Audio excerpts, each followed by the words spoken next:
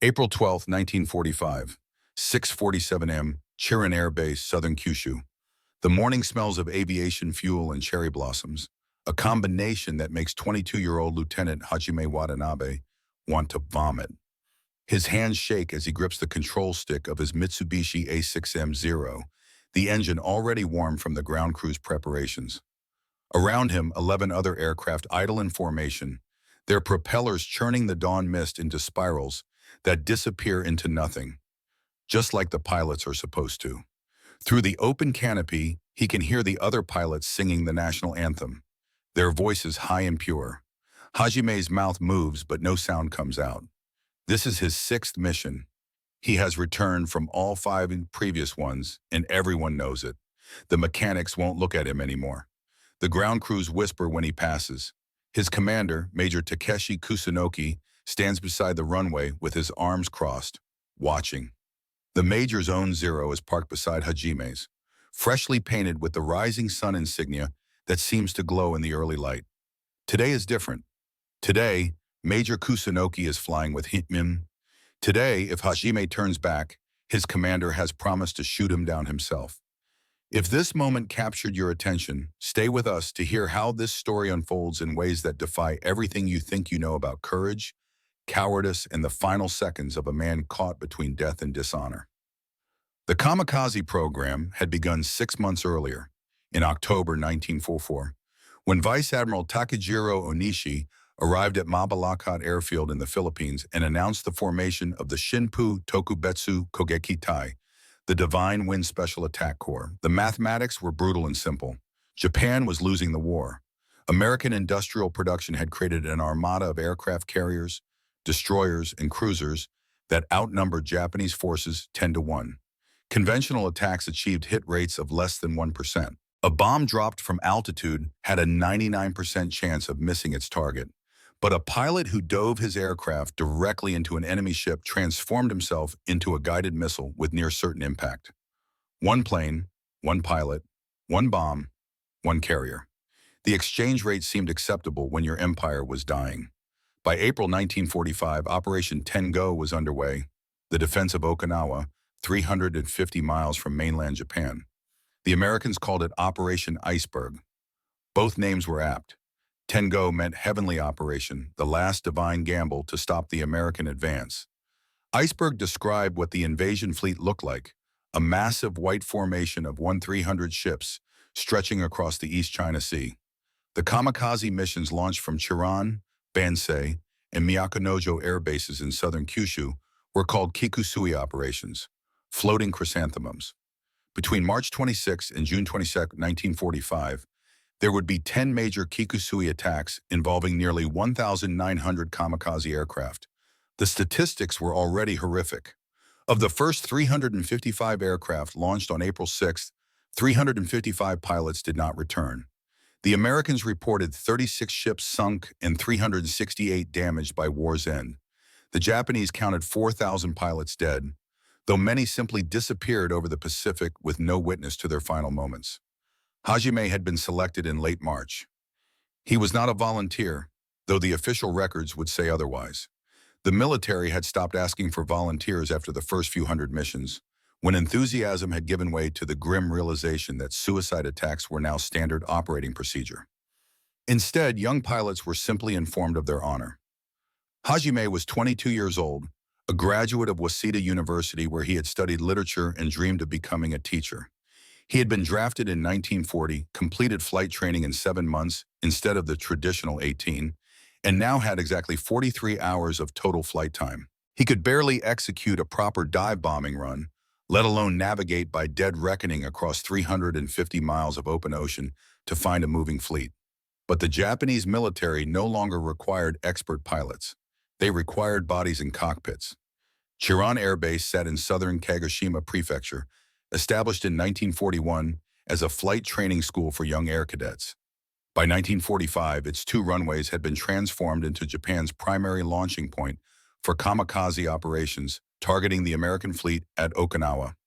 Of the 136 Army aviators who would perish in special attacks during the Battle of Okinawa, 439 would take off from Chiran. The base was surrounded by rice paddies and small villages where local families had taken in the young pilots, treating them like sons in their final weeks. Women from nearby Chiran town, particularly the proprietresses of local tea houses, would prepare special meals and offer maternal comfort to boys barely out of their teens. Some pilots were just 16 years old, classified as young boy pilots who had joined the Air Force Training Corps at 14. The oldest Kamikaze was Army Lieutenant Colonel Yoshio Itsui, 32, a unit commander who led the first flights from Chiran on April 1, 1945, the day the amphibious invasion of Okinawa began. Most of the pilots knew they were going to die. Many knew Japan was going to lose the war. But the cultural weight of duty, honor, and family shame made refusal unthinkable. Hajime had tried to think about it anyway, and that was his problem. The stakes at Okinawa were existential for both sides. For the Americans, the island represented the final stepping stone before invading mainland Japan. Its airfields would support thousands of bombers. Its harbors would stage the invasion fleet. Capturing Okinawa meant the war could be brought directly to Tokyo, bypassing the need to invade through China or Southeast Asia.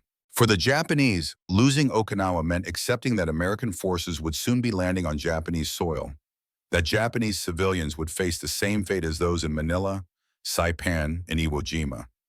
The Kamikaze program was the only weapon left that could inflict casualties severe enough to make America reconsider invasion.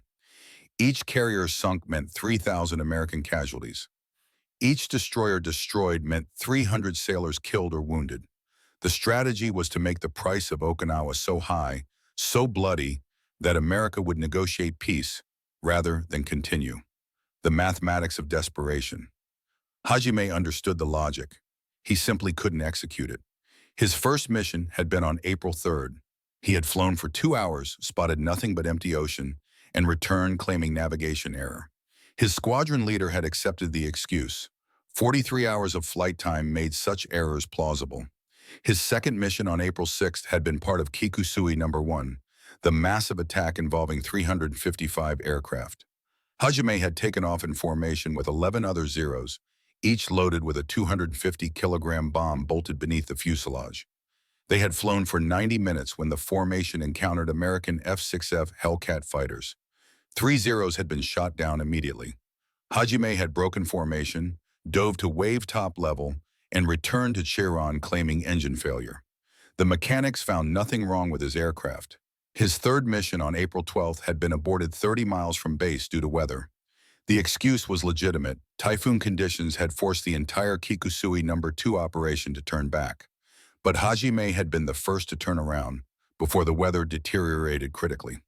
His fourth mission on April 16th, Kikusui No. 3, he had flown all the way to the target area, had actually seen the American fleet stretched across the horizon like a steel city floating on water. He had circled for 20 minutes at 15,000 feet, watching other kamikaze aircraft dive toward the carriers, seeing the anti-aircraft fire create black flowers of flak explosions, witnessing pilots disappear into fireballs. Then he had turned back, claiming radio malfunction prevented receiving attack coordinates. His fifth mission on April 28th, Kikusui No. 5, he had returned after 40 minutes, claiming the bomb attachment mechanism was loose and risked premature detonation. By May, everyone at Chiran knew Lieutenant Watanabe was a coward. The night before the sixth mission, Hajime had participated in the farewell ceremony that all kamikaze pilots underwent before departure. The ritual had taken place in the base commander's quarters, a simple wooden building with tatami mats and sliding paper doors. 12 pilots knelt in formal seiza position, their backs straight, hands resting on their thighs. Before them, small ceramic cups of sake sat on lacquered trays. The base commander, Colonel Shigeru Nakamura, had delivered a speech about duty, honor, and the eternal gratitude of the emperor. Hajime had heard it 5 times before. The words had stopped meaning anything. What he remembered instead was the smell of the sake, sweet and sharp, and the way his hands had trembled when he lifted the cup to his lips. The other pilots had drunk with steady hands, their faces composed and serene. Hajime had needed both hands to keep the cup from spilling. After the sake ceremony, each pilot had been given a hachimaki headband with the rising sun painted on white cloth. They were told to wear it under their flight helmets as a symbol of their divine purpose. Hajime had folded his carefully and placed it in his flight suit pocket, unable to imagine tying it around his forehead. Then came the meditation period, where pilots were supposed to find inner peace and acceptance of their fate. Hajime had sat cross-legged in the barracks, listening to the other pilots' breathing become slow and deep, while his own heart hammered against his ribs. Some pilots wrote final letters to their families during this time, brief notes expressing love and pride and asking forgiveness for any dishonor they might have caused in life. Hajime had written 5 such letters already, one before each previous mission. He didn't write a 6th. What was left to say? His family in Hiroshima believed him already dead. They had held a funeral service after the first mission. His mother had placed his photograph on the family altar next to his grandfather's, burning incense and praying for his spirit. His younger sisters had worn white mourning clothes. His father had received condolence visits from neighbors, accepting their praise for having raised such a dutiful son. Hajime had learned all this from a letter his mother had sent before she knew he was still alive, a letter that had taken 3 weeks to reach Chiran, by which time Hajime had already returned from 2 more missions. The look in the mail officer's eyes when he had handed over that letter told Hajime everything he needed to know about his situation. Dead men don't receive mail. Survivors of kamikaze missions don't receive honor. Major Takeshi Kusunoki was 41 years old, a veteran of the China campaign in Pearl Harbor, one of the few remaining pre-war professional pilots still alive. He had flown 53 combat missions, had 6 confirmed kills, and carried shrapnel from a .50 caliber round in his left shoulder that ached before rain.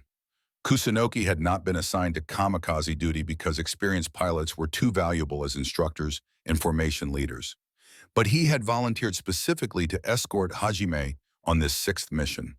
The major's reasoning was coldly practical. Hajime Watanabe was destroying unit morale. Every time he returned, the other pilots questioned their own missions. If Watanabe could find excuses, why couldn't they? The doubt spread like disease. Kusunoki had executed soldiers before in China, deserters who had fled during combat. He would shoot down Hajime without hesitation if necessary, but he hoped witnessing personal consequences might stiffen the younger pilot's resolve. The Bushido code demanded death before dishonor. Hajime's family in Hiroshima had been notified of his glorious sacrifice after the first mission. They believed him already dead. Returning again would shame them beyond redemption. Kusunoki hoped family honor would overcome personal cowardice. The major had spoken to Hajime privately the evening before the mission, in the shadows behind the hangar, where the mechanics stored spare parts and damaged propellers. Watanabe, Kusunoki had said, his voice quiet but hard as iron. You understand what happens tomorrow. You dive into that carrier or I shoot you down. There is no third option. You will not return to this base. You will die tomorrow.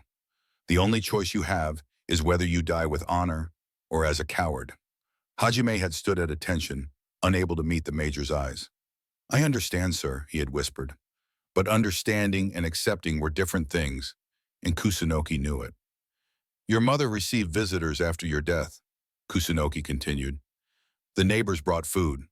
The mayor came to offer condolences. Your father was praised for raising a son who served the emperor without hesitation. Do you understand what you've done to them by surviving? Every day you continue to breathe is another day you steal from their honor. Every mission you abort is another lie your family must unknowingly live. Hajime's throat had closed. He couldn't speak, couldn't explain that he wanted to live, that dying for an empire that was already defeated seemed pointless, that he had dreams and hopes that meant something to him even if they meant nothing to the emperor. Tomorrow, Kusunoki had said, you will redeem yourself, or I will ensure you never return to add to your family's shame. Then the major had walked away, leaving Hajime standing in the darkness between the hangars, the smell of engine oil and the sound of distant crickets, the only company for his terror. At 6:52 a.m., the tower gave clearance for takeoff. One by one, the 12 Zeros rolled down the runway, engines roaring, tails lifting, wheels leaving Earth. Hajime was 8th in formation. Kusunoki flew beside him, close enough that Hajime could see the major's face through the canopy, could see the expression of absolute determination.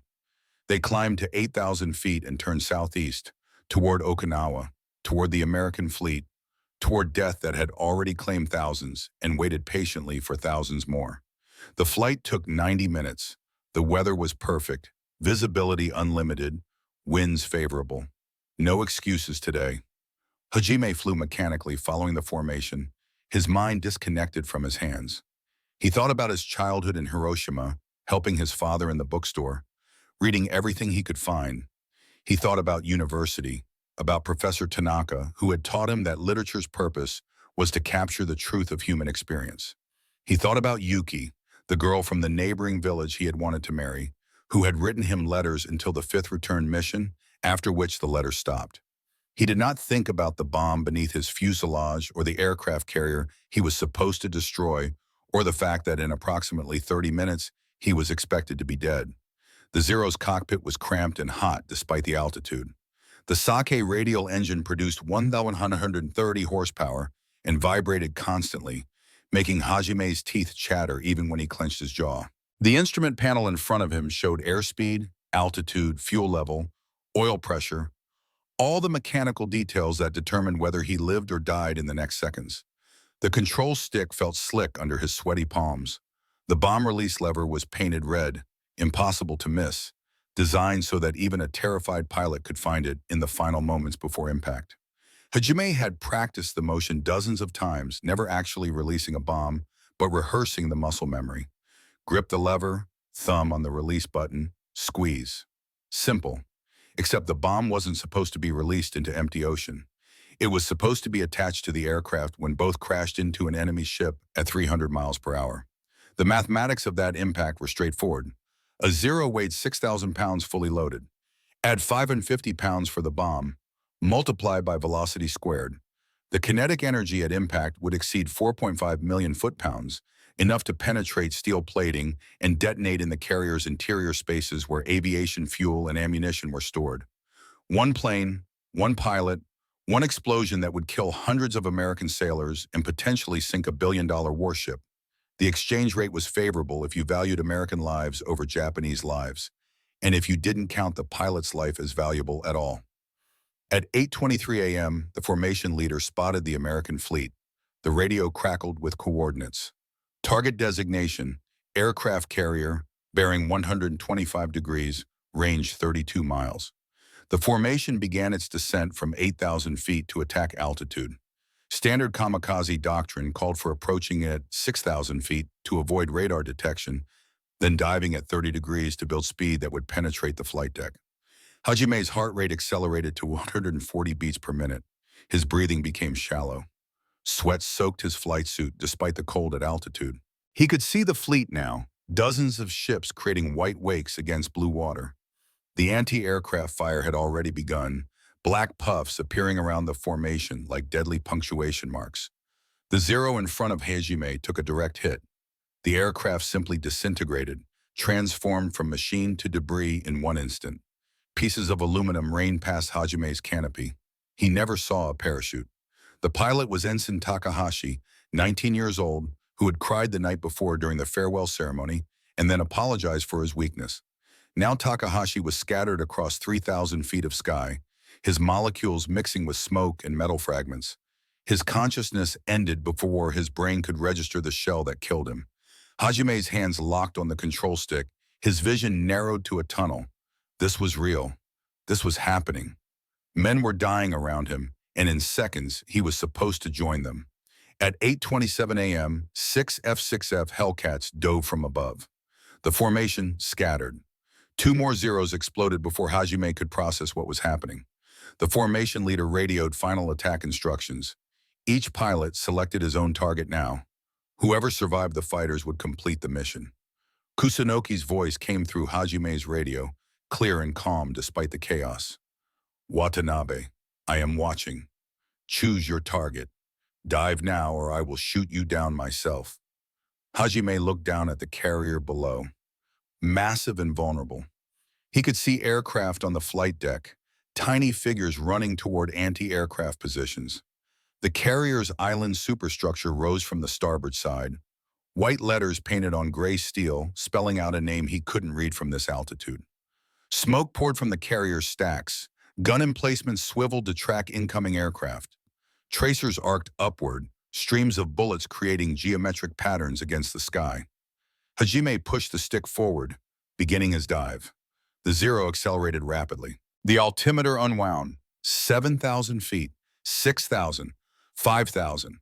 The carrier grew larger, filling his vision. He could see individual details now.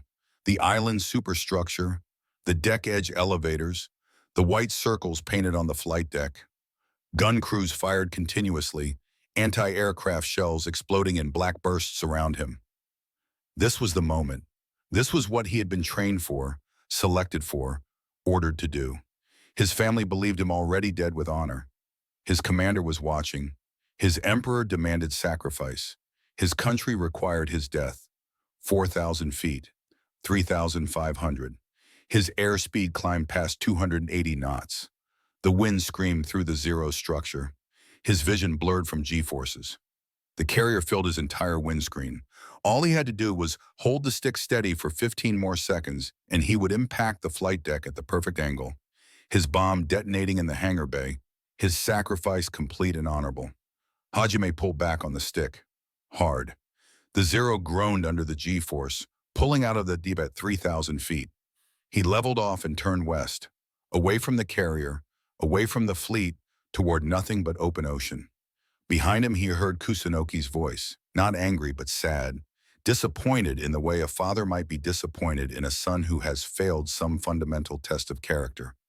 Watanabe, you have chosen dishonor.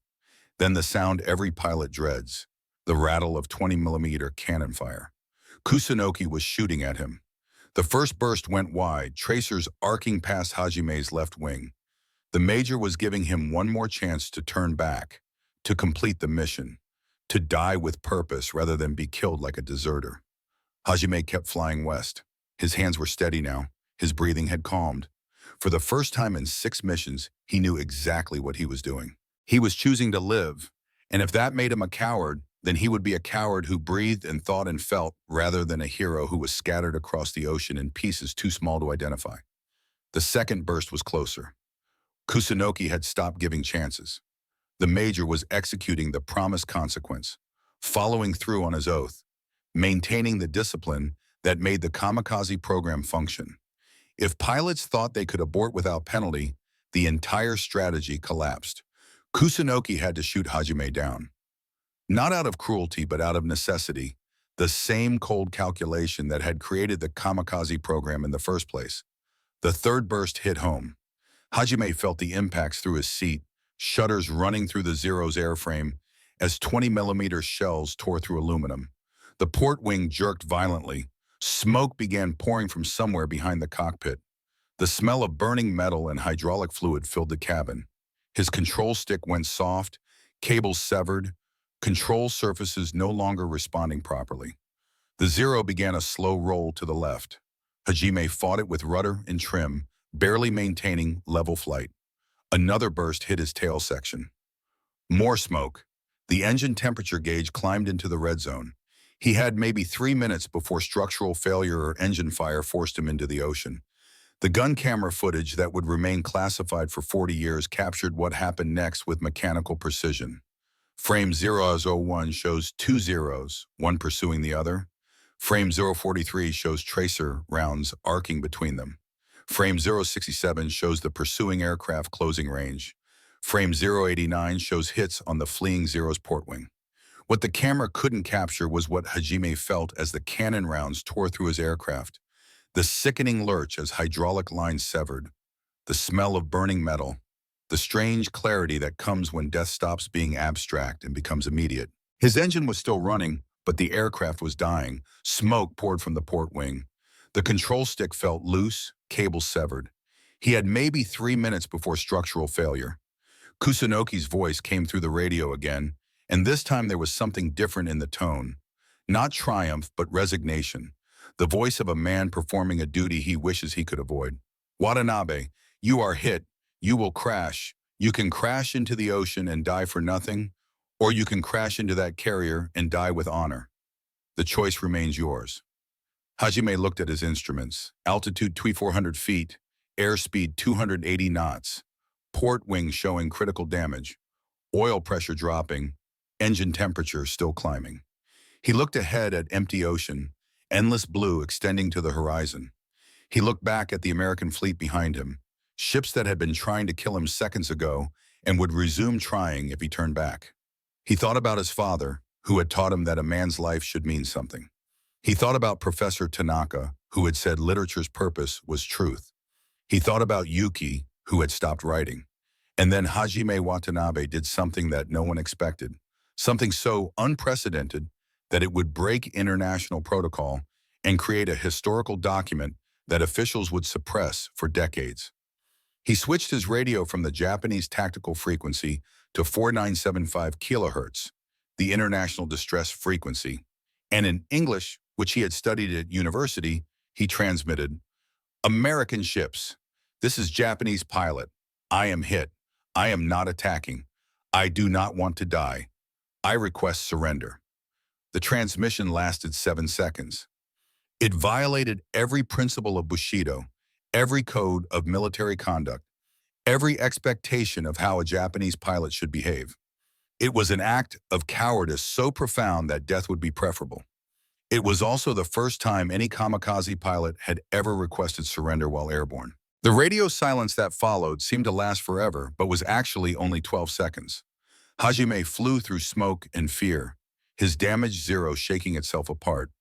Kusunoki's aircraft still behind him, close enough to finish the execution, but holding fire, perhaps as shocked as everyone else at what had just been broadcast. Then the radio crackled with an American voice, calm and southern accented, the kind of voice that belonged to someone from rural Georgia or Alabama, a voice that carried no anger or hatred, just professional competence. "Japanese pilot, this is USS Hazelwood. Roger your transmission. We have you on radar. Reduce speed and jettison your bomb. Fly bearing 270 degrees. We will attempt recovery." Hajime sobbed as he released the bomb. His thumb found the red release lever, squeezed. The bomb fell away cleanly, tumbling through space before splashing into the ocean 3,000 feet below. A small geyser of white water marked its impact, then nothing. 550 pounds of high explosives sinking to the bottom of the East China Sea, unused, impotent, irrelevant. His Zero immediately felt lighter, more responsive despite the damage. The nose wanted to rise without the bomb's weight pulling it down. He trimmed the aircraft, turned to bearing 270 as instructed. Behind him, Kusunoki's Zero followed for another minute. The major had stopped firing. He flew parallel to Hajime for perhaps 30 seconds, close enough that the two pilots could see each other clearly through their canopies. Kusunoki's face was composed, calm, the expression of a man who has made a decision and accepts its consequences. He saluted, a formal military gesture of farewell, right hand rising to his helmet in perfect form. It wasn't a gesture of respect or approval. It was acknowledgement. "You have chosen your path. I will choose mine." Then Kusunoki turned back toward the American fleet. His Zero climbed to attack altitude, engine roaring at full power. He dove toward the closest carrier in a textbook kamikaze attack, angle perfect, speed building past 300 knots. The anti-aircraft fire from dozens of ships converged on him. Tracers from 40mm Bofors guns and 20mm Oerlikons created a cone of steel through which no aircraft could pass. Kusunoki flew into it anyway. His Zero took multiple hits, pieces of wing and fuselage tearing away, but he held course. He was 800 meters from the USS Bunker Hill when a 5-inch shell scored a direct hit. The Zero disintegrated, transformed into a fireball that fell in burning pieces across the water. Major Takeshi Kusunoki died honorably, according to the codes he had lived by. He never reached his target. He was shot down with enough distance that his sacrifice caused no damage, killed no Americans, achieved nothing except his own death. But he had followed the code, fulfilled his duty, died as a warrior. The Japanese military would record his death as glorious. His name would be engraved at Yasukuni Shrine. His family would receive condolences and honors. Hajime flew on, alive and condemned. The USS Hazelwood was a Fletcher-class destroyer, 376 feet long, displacing 2,500 tons, carrying 273 sailors who had been at sea for 47 consecutive days. Her captain, Commander Vincent Hogan of Charleston, South Carolina, made the decision to attempt recovery without consulting higher command. "We've got a Japanese pilot trying to surrender," he announced to the bridge crew. "I'll be damned if we're going to shoot him down after that." The technical challenges were enormous. The Zero was heavily damaged and losing altitude. Hazelwood's flight deck was not designed for aircraft recovery. She was a destroyer with gun mounts and depth charge racks, not a carrier with arresting cables and crash barriers. The nearest American airfield was Kadena on Okinawa, 30 miles away, under Japanese artillery fire. The solution was improvised with American practicality. Hazelwood cleared her aft deck of depth charges and rigging. Sailors stretched a cargo net across the stern as an improvised arresting barrier. The destroyer turned into the wind and increased speed to 20 knots, creating relative wind that would help slow the Zero on approach. The deck crew stood ready with fire extinguishers and medical supplies, knowing that what they were about to attempt had never been tried before. The destroyer's deck was 40 feet wide. The Zero's wingspan was 39 feet. The margin for error was measured in inches. At 8:41 a.m., Hajime lined up his approach. His port wing was shredded, hydraulics failed, landing gear only partially extended. His airspeed was 95 knots, just above stall speed, the Zero shaking and buffeting on the edge of losing lift. The Hazelwood's stern rose and fell with the swells, 8 feet of vertical movement that transformed the landing area into a moving target. Hajime had never practiced carrier landings. He had 43 hours of total flight time. His hands shook so badly he could barely hold the stick. But the alternative was dying, and he had decided finally, after 6 aborted missions and 90 seconds of being shot at by his own commander, that he wanted to live. He cut power, dropped the nose, aimed for the destroyer's stern. The ocean rushed up at him, gray-blue water close enough to see individual waves. The Hazelwood's deck filled his windscreen, sailors running to positions. The cargo net barrier stretched across the stern. He pulled back slightly, felt the Zero float. The wheels touched metal. Hard. Too fast, too high. The aircraft slammed onto the deck with a screech of tearing aluminum. The port landing gear, already damaged, collapsed immediately. The Zero slewed left, sliding across the steel deck in a shower of sparks that looked like welding torches. Metal scraped metal with a sound like 1,000 fingernails on a chalkboard. The starboard wing clipped a gun mount, crumpled, tore away. The propeller hit the deck and shattered, blade fragments spinning away. The Zero was no longer an aircraft but a metal toboggan sliding toward catastrophe. It hit the cargo net barrier at 40 miles per hour. The net caught, held, stretched to its limit.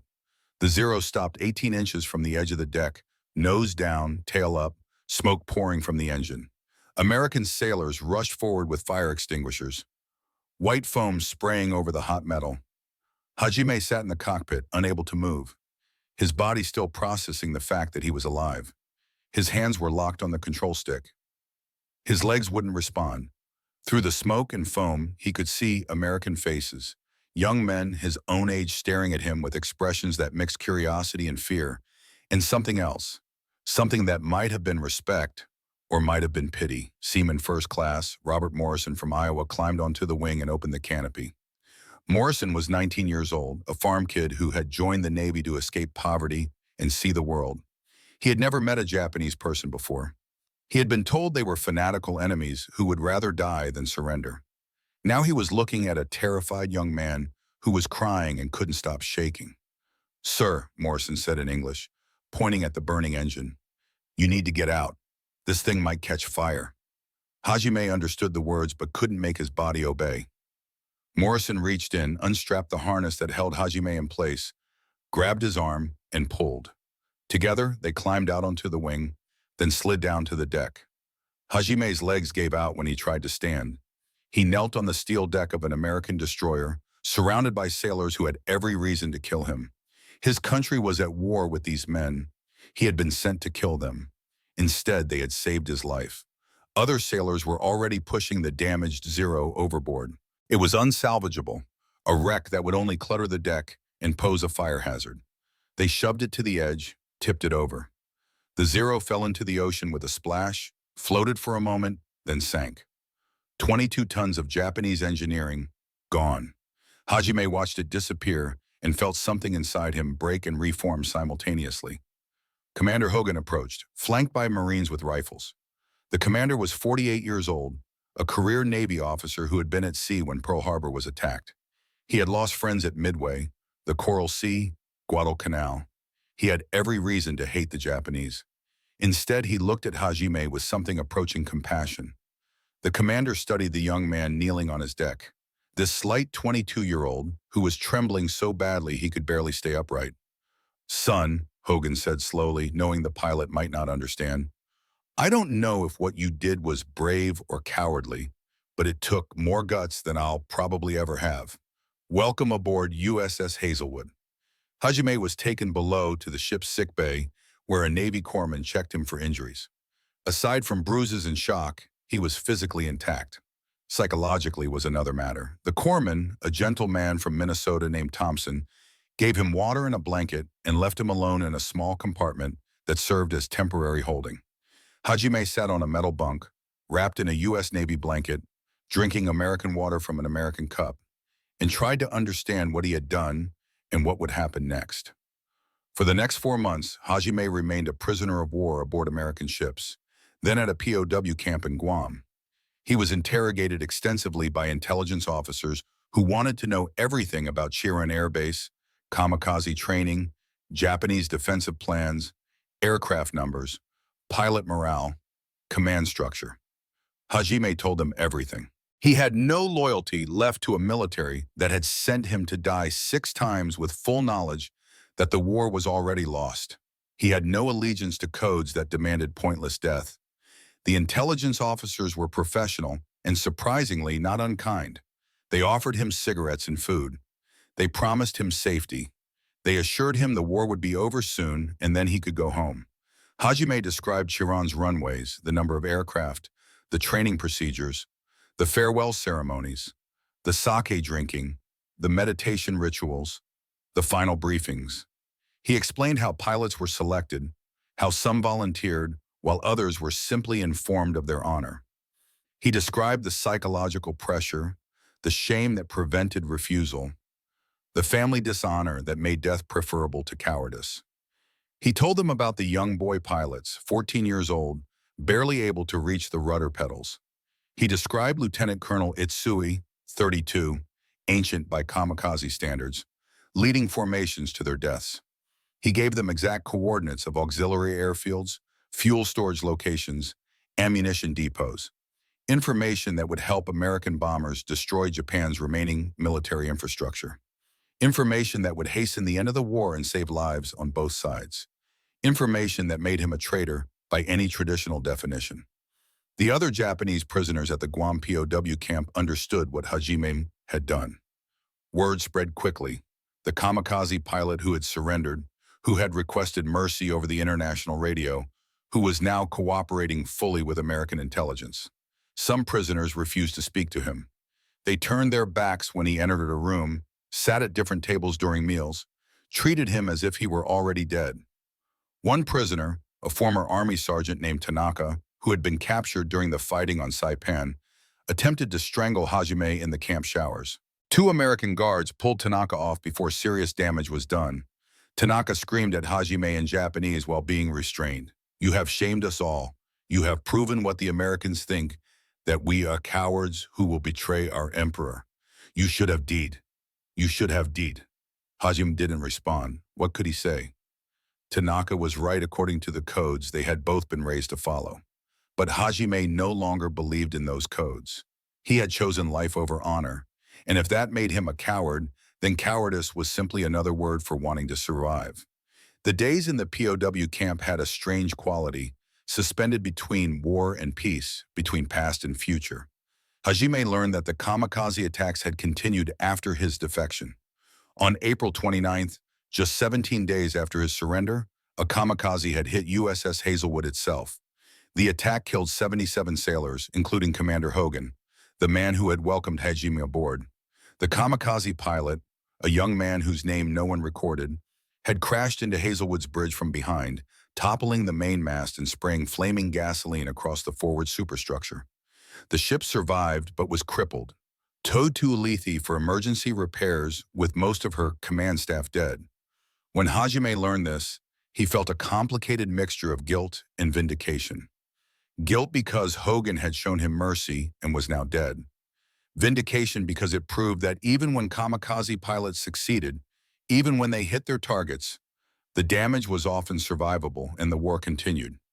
Hogan's death had achieved nothing except making his widow a widow and his children fatherless. The same applied to Major Kusunoki, Lieutenant Takahashi, and thousands of others. They had died for nothing except the abstract concept of honor, and honor couldn't comfort widows or feed orphans. On August 6, 1945, an American B-29 dropped an atomic bomb on Hiroshima. The city where Hajime had grown up, where his family lived, where his father's bookstore held thousands of books that Hajime had read as a child, ceased to exist in one instant. 70,000 people died immediately. Another 70,000 would die in the following months from radiation sickness. Hajime learned about this 3 days later when an American officer came to inform him. The officer's face was grave. "We need you to understand what's happened.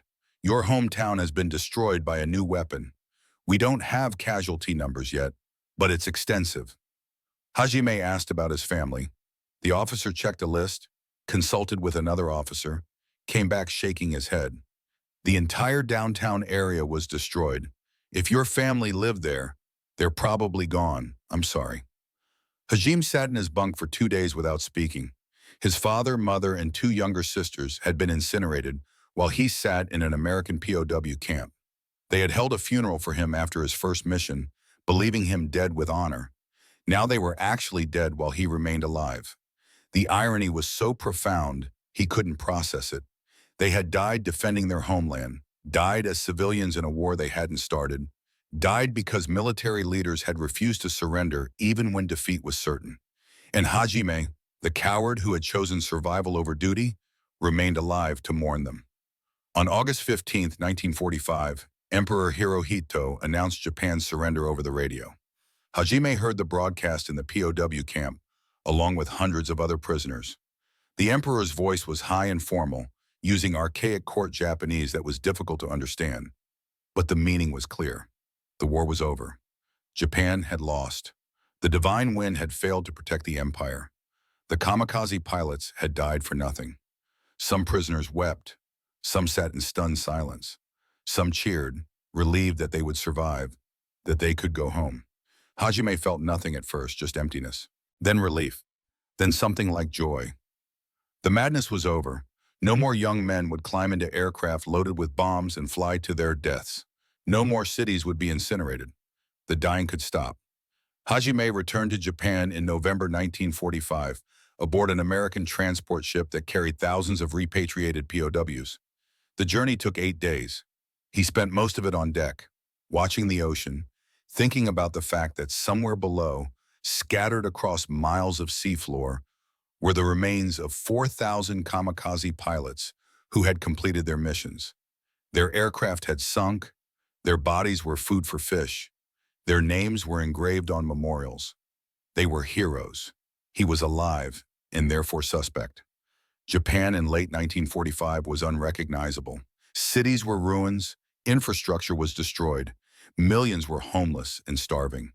The occupation forces had arrived, American soldiers administering a defeated nation. Hajime took a train from Sasebo to what remained of Hiroshima. The journey took 12 hours through countryside pockmarked with bomb craters and burned-out buildings. When he arrived, Hiroshima was simply gone. The entire downtown had been flattened. Where buildings had stood were shadows burned into concrete. Where his father's bookstore had been was a vacant lot with rubble and weeds. He searched for 3 days, asking survivors if they knew what had happened to the Watanabe family. Finally, an elderly woman who had lived 2 streets over told him, "They were home when the bomb fell. The building collapsed immediately. They wouldn't have suffered. I'm sorry for your loss." Hajime thanked her and walked away. He had nowhere to go. His family was dead. His home was destroyed.